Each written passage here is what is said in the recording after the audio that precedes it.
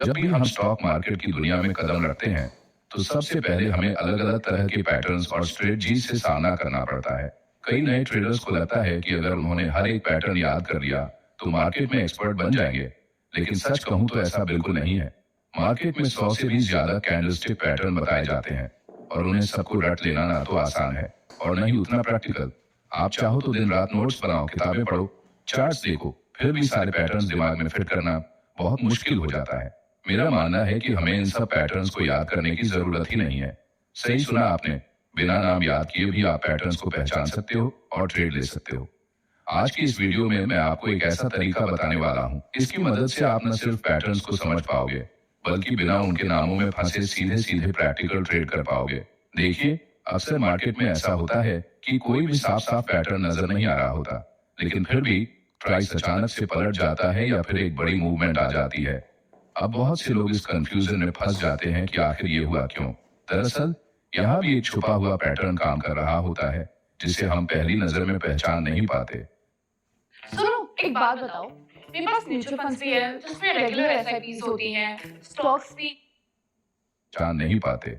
ऐसे hidden pattern को खोजने के लिए हम जिस तकनीक का इस्तेमाल करते हैं, उसे ब्लेंडिंग मेथड कहते हैं। इस मेथड में हम 2 या 3 कैंडल्स को जोड़कर एक नई इंटरप्रिटेशन निकालते हैं और उसी के आधार पर ट्रेड का फैसला करते हैं। लेकिन इस पर जाने से पहले हमें कुछ बेसिक कॉन्सेप्ट समझने होंगे। जब तक कैंडल की बेसिक भाषा आपको समझ में नहीं आएगी, आप ब्लेंडिंग का मजा पूरी तरह से नहीं ले पाओगे। जनरली हर कैंडल 2 कलर की होती है, ग्रीन और रेड। ग्रीन कैंडल का मतलब होता है कि उस टाइम पीरियड में बायर्स ने प्राइस को ऊपर धकेला, इसीलिए ग्रीन कैंडल का ओपनिंग प्राइस नीचे होता है और क्लोजिंग प्राइस ऊपर। इसके साथ ही इसके ऊपर की जो पतली लाइन होती है उसे हम अपर विक कहते हैं। ये दिखाता है कि उस टाइम पीरियड में प्राइस कितना ऊपर गया। वहीं नीचे की लाइन लोअर विक होती है, जो बताती है कि प्राइस कितना नीचे गया था। रेड कैंडल इसके बिल्कुल उलट होती है। यहाँ सेलर्स प्राइस को ओपनिंग प्राइस से नीचे धकेल देते हैं, इसलिए इसका ओपनिंग प्राइस ऊपर होता है और क्लोजिंग प्राइस नीचे। रेड कैंडल में भी ऊपर की लाइन हाई प्राइस बताती है और नीचे की लाइन लो प्राइस।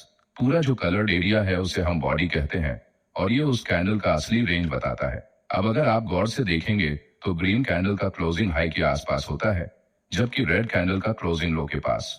इसका सीधा सा मतलब यह है कि ग्रीन कैंडल स्ट्रॉन्ग बाइंग को दर्शाती है और रेड कैंडल स्ट्रॉन्ग सेलिंग को। अब मान लीजिए हमारे पास 2 कैंडल्स हैं। पहली नजर में आपको ग्रीन कैंडल बुलिश लगेगी और रेड कैंडल बेरिश, लेकिन अगर आप दोनों को उनके रेंज के हिसाब से देखते हैं तो आपको समझ आएगा कि असली क्लोजिंग दोनों की लो के आसपास है, यानी कलर ग्रीन है या रेड, इससे फर्क नहीं पड़ता। असली गेम रेंज और क्लोजिंग का है और यही से निकलता है एक बड़ा सीक्रेट। सिर्फ कलर देखकर डिसीजन नहीं लेना है, बल्कि रेंज और क्लोजिंग लेवल्स को देखना है। इस आधार पर कुछ कैंडल्स को हम इंडिसीजन कैंडल्स कहते हैं। इनका मतलब होता है कि मार्केट अभी कंफ्यूज है और हमें ट्रेडिंग का सही संकेत अगली कैंडल के अनुसार मिलेगा। अब यहाँ एक इंपॉर्टेंट बात समझ लीजिए।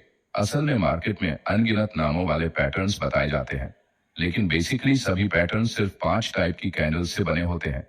अगर आपने इन 5 को अच्छे से समझ लिया तो आपको बाकी के 100 पैटर्न्स याद करने की कोई जरूरत नहीं पड़ेगी। पहला टाइप है स्ट्रॉन्ग बॉडी कैंडल। इसमें बॉडी बड़ी होती है और विक्स बहुत छोटी। अगर ये ग्रीन है तो इसका क्लोजिंग हाई के पास होगा, मतलब स्ट्रॉन्ग बुलिश। अगर रेड है तो क्लोजिंग लो के पास होगा, मतलब स्ट्रॉन्ग बेयरिश। बाकी सारे इसी के वेरिएशन है। दूसरा टाइप है ऐसी कैंडल जिसमें लोअर विक बहुत बड़ी हो और अपर विक ना के बराबर। ये दिखाती है कि मार्केट नीचे तो गया, लेकिन वहां टिक नहीं पाया और बायर्स ने उसे वापस ऊपर धकेल दिया। कलर रेड हो या ग्रीन फर्क नहीं पड़ता, सिग्नल पॉजिटिव होता है। तीसरा टाइप है उल्टा, यानी अपर विक बड़ी और लोअर विक छोटी या ना के बराबर।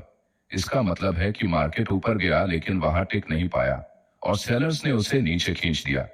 यहाँ भी कलर मायने नहीं रखता, सिर्फ अपर विक का साइज मायने रखता है। चौथा टाइप है दोजी जैसी कैंडल, जिसमें बॉडी बहुत छोटी होती है और दोनों और विक्स लगभग बराबर। ये बताती है कि मार्केट फिलहाल कंफ्यूजन में है। पांचवा टाइप होता है मिक्स्ड रेंज कैंडल, जिसमें बॉडी मिडिल में होती है और विक्स ऊपर नीचे लगभग बराबर। यहाँ से हमें कोई डायरेक्शनल सिग्नल नहीं मिलता, बल्कि अगली कैंडल पर ध्यान देना पड़ता है। इतने सारे नामों वाले पैटर्न्स आखिर में सिर्फ इन 5 बेसिक कैंडल्स पर टिके हुए हैं। अब इनको समझकर हम आगे बढ़ते हैं ब्लेंडिंग मेथड की तरफ। मान लीजिए आपके सामने 2 कैंडल हैं और आप कंफ्यूज हो कि यहाँ से बुलिश सिग्नल बनेगा या बेरिश। ऐसे में हम ब्लेंडिंग करेंगे।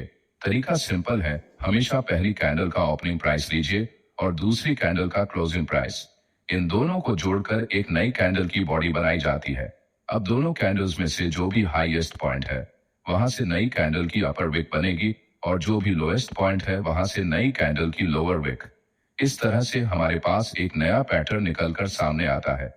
अब मान लीजिए ओपनिंग नीचे है और क्लोजिंग ऊपर, तो यह ग्रीन कैंडल बनेगी।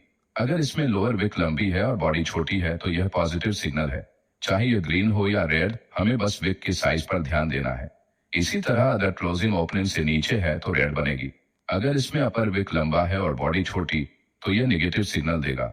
देखा कितना आसान है, हमें नाम याद करने की जरूरत ही नहीं है।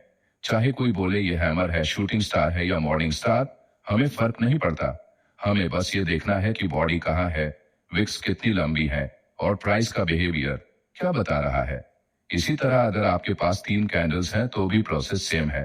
पहली कैंडल का ओपनिंग और आखिरी कैंडल का क्लोजिंग लेकर बॉडी बनाइए, फिर हाई और लो देखकर विक्स लगाइए। अब आपके पास एक नई कैंडल होगी जो असली सिग्नल देगी। मान लीजिए 3 कैंडल मिलकर मॉर्निंग स्टार जैसा पैटर्न बना रही हैं। अगर आपको इस पैटर्न का नाम याद नहीं भी है तो भी ब्लेंडिंग करके आपको साफ दिख जाएगा कि मार्केट में बाइंग का प्रेशर बढ़ रहा है और यहां से ऊपर जाने की संभावना है। तो इस तरह आपको किसी पैटर्न का नाम याद करने की जरूरत ही नहीं है। बस 5 बेसिक कैंडल्स को समझिए और ब्लेंडिंग से हिडन सिग्नल निकाल लीजिए। लेकिन यहाँ एक चेतावनी भी जरूरी है, कभी भी सिर्फ कैंडलस्टिक देखकर ट्रेड मत लीजिए। कैंडल्स हमें सिग्नल तो देती हैं, लेकिन ये अकेली पूरी तरह भरोसेमंद नहीं होती। असली ताकत तब आती है जब आप कैंडल्स को support, resistance, demand, supply, moving average जैसे टूल्स के साथ जोड़ते हो। ब्लेंडिंग मेथड आपको तब काम आएगा जब आप किसी की लेवल के पास कंफ्यूज हो, जैसे सपोर्ट लेवल पर 2-3 कैंडल्स बन रही हैं और आपको समझ नहीं आ रहा कि यहां से मार्केट ऊपर जाएगा या नीचे। ऐसे में आप ब्लेंडिंग करके असली सेंटिमेंट देख सकते हो। अगर वहां लॉन्ग लोअर विक निकलती है तो समझ लीजिए बायर स्ट्रांग हो रहे हैं और ऊपर का मूव आ सकता है। अब जब आपको यह समझ में आ गया है कि मार्केट में सिर्फ 5 बेसिक तरह की कैंडल्स होती हैं और बाकी सारे पैटर्न उन्हीं से निकलते हैं, तो अब थोड़ा और गहराई से ब्लेंडिंग मेथड को समझते हैं। देखिए, असल में ट्रेडिंग सिर्फ कैंडल देखकर करने वाली चीज नहीं है। कैंडल हमें एक संकेत देती है, एक तरह का मैसेज कि मार्केट की दिशा कैसी हो सकती है। लेकिन उस मैसेज को सही पढ़ना और सही जगह पर इस्तेमाल करना बहुत जरूरी है। मान लीजिए आपके पास 2 कैंडल हैं। पहली कैंडल बड़ी ग्रीन है, दूसरी कैंडल छोटी रेड है। पहली नजर में आप सोचोगे कि बुलिश के बाद बेरिश आ गई, यानी ट्रेंड बदलने वाला है। लेकिन अगर आप इन दोनों को ब्लेंड करोगे तो एक नई तस्वीर सामने आएगी। आपने पहली का ओपनिंग लिया और दूसरी का क्लोजिंग लिया, फिर हाई और लो दोनों कैंडल्स के देखकर विक्स बना ली। अब जब नई कैंडल बनी तो पता चला कि यह तो एक स्ट्रॉन्ग ग्रीन बॉडी है जिसके साथ थोड़ा सा अपर विक है, यानी असल में मार्केट अभी भी बुलिश है और जो छोटी रेड कैंडल दिख रही थी वह सिर्फ एक शॉर्ट टर्म रुकावट थी। यानी बिना ब्लेंड किए अगर आपने ट्रेड लिया होता तो शायद गलत दिशा में चले जाते। यही इस मेथड की खूबसूरती है। अब एक और सिचुएशन देखते हैं। मान लीजिए 3 कैंडल हैं, पहली रेड, दूसरी बहुत छोटी डोजी टाइप और तीसरी ग्रीन। अगर आपको पैटर्न्स के नाम याद हैं तो आप कहोगे कि यह तो मॉर्निंग स्टार जैसा कुछ बन रहा है। लेकिन अगर आपको नाम नहीं पता तब भी कोई दिक्कत नहीं है। ब्लेंडिंग से आप आसानी से समझ सकते हो। पहली का ओपनिंग और तीसरी का क्लोजिंग लेकर बॉडी बनाइए, हाई और लो से विक्स बना लीजिए। अब यह जो कैंडल बनी है वह ग्रीन होगी, उसकी बॉडी ऊपर क्लोज होगी और लोअर विक लंबा होगा, यानी यह बुलिश रिवर्सल का सिग्नल है। तो यहाँ देखिए, पैटर्न का नाम याद करने की जरूरत नहीं है, आपने सिंपल मैथ से असली सिग्नल निकाल दिया। अब यह सवाल उठता है कि आखिर हम इस मेथड को कहाँ अप्लाई करें। क्या हर जगह चार्ट में कैंडल्स को जोड़कर नई कैंडल बनानी है? बिल्कुल नहीं, यह सबसे बड़ी गलती होगी। ब्लेंडिंग तभी करनी है जब आपको किसी लेवल पर कंफ्यूजन हो, जैसे आप सपोर्ट के पास हो और वहां 3-4 कैंडल्स बनी हैं, लेकिन समझ नहीं आ रहा कि मार्केट ऊपर जाएगा या नीचे। ब्लेंडिंग कीजिए। या फिर आप रेसिस्टेंस के पास हो और मार्केट बार बार वहां रुक रहा है, तब ब्लेंडिंग करके देखो कि असली सेंटिमेंट क्या है। एक और जरूरी चीज है टाइम फ्रेम। मान लीजिए आप 15 मिनट का चार्ट देख रहे हो और 3 कैंडल्स मिलकर एक सिग्नल दे रही हैं। अगर आप उन्हें ब्लेंड करते हो तो वह असल में 45 मिनट का एक सिग्नल दे रही हैं, यानी छोटे टाइम फ्रेम की कई कैंडल्स मिलकर बड़े टाइम फ्रेम का सेंटिमेंट बता सकती हैं। यही कारण है कि ब्लेंडिंग से हमें मार्केट का बड़ा व्यू भी मिलता है। अब जरा प्रैक्टिकल ट्रेडिंग की तरफ आते हैं। जब भी आप ब्लेंडिंग से कोई सिग्नल पाते हो तो उसका मतलब यह नहीं है कि तुरंत ही एंट्री मार दो। आपको हमेशा कॉन्फर्मेशन का इंतजार करना है।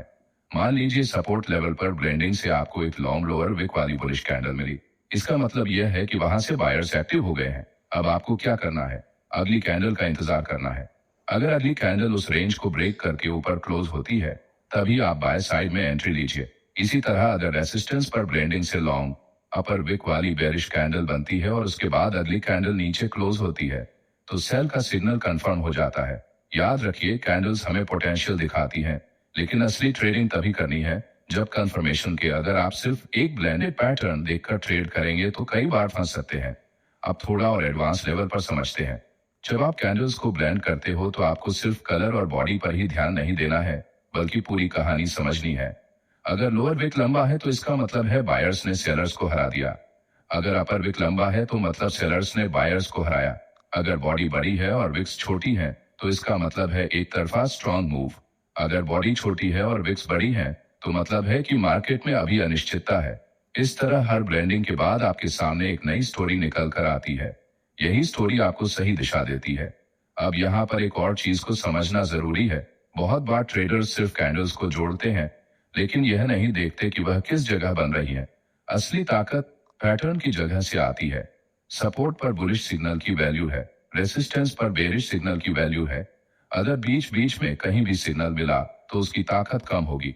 एक छोटा सा उदाहरण लेते हैं। मान लीजिए मार्केट सपोर्ट लेवल पर है और वहां दो कैंडल्स मिलकर एक ब्लेंडेड बुलिश पैटर्न बनाते हैं। इसका मतलब यह हुआ कि सपोर्ट पर बायर्स की पकड़ मजबूत है। यहां से ऊपर जाने की संभावना बढ़ गई। अब अगर यही पैटर्न बीच में कहीं बनता तो शायद उसका उतना असर नहीं होता। तो हमेशा याद रखिए, pattern, location, strong signal, signal. अब सोचिए, अगर आप यह मेथड अच्छे से समझ गए तो आपको कभी भी पैटर्न्स के नाम याद करने की जरूरत नहीं पड़ेगी। चाहे डबल कैंडल पैटर्न हो, ट्रिपल पैटर्न हो या 4-5 कैंडल्स वाला कॉम्प्लेक्स पैटर्न, सबको आप ब्लेंड करके समझ सकते हो। ज्यादातर ट्रेडर्स नामों में फंस जाते हैं। उन्हें लगता है कि अगर उन्होंने हर पैटर्न याद कर लिया तो वह प्रोफेशनल बन जाएंगे। लेकिन असली प्रोफेशनल वह होता है जिसे पैटर्न्स की असली भाषा आती है, और यह भाषा सिर्फ 5 बेसिक कैंडल्स से निकलती है। अब आगे बढ़ते हैं ट्रेड मैनेजमेंट की तरफ। मान लीजिए आपने ब्लेंडिंग से एक स्ट्रॉन्ग बुलिश सिग्नल पाया और सपोर्ट लेवल से बाय किया। अब एंट्री के बाद सबसे बड़ी चीज होती है स्टॉप लॉस। बिना स्टॉप लॉस के कभी ट्रेड मत करना। ऐसे में आपका स्टॉप लॉस उस लो पॉइंट के नीचे होना चाहिए जहां से आपने ब्लेंडिंग का सिग्नल निकाला, और टारगेट आप उसी हिसाब से रख सकते हो, चाहे रेसिस्टेंस लेवल तक या फिर 1-2 रिस्क रिवॉर्ड तक। इसी तरह अगर आपने सेलिंग की है तो आपका स्टॉप लॉस उस हाई पॉइंट के ऊपर होना चाहिए जहां से सिग्नल मिला है। अब एक और चीज, हर बार ब्लेंडिंग काम नहीं करेगी। मार्केट कभी कभी फेक मूव भी दिखाता है, लेकिन अगर आप इसे सही कॉम्बिनेशन में यूज करते हो, जैसे support, resistance, demand, supply zone और मूविंग एवरेज के साथ, तो इसकी सफलता दर काफी बढ़ जाती है। तो कुल मिलाकर ब्लेंडिंग एक ऐसा टूल है जो आपको हिडन पैटर्न्स खोजने में मदद करता है। यह आपको वो सिग्नल देता है जो आमतौर पर नजर नहीं आता।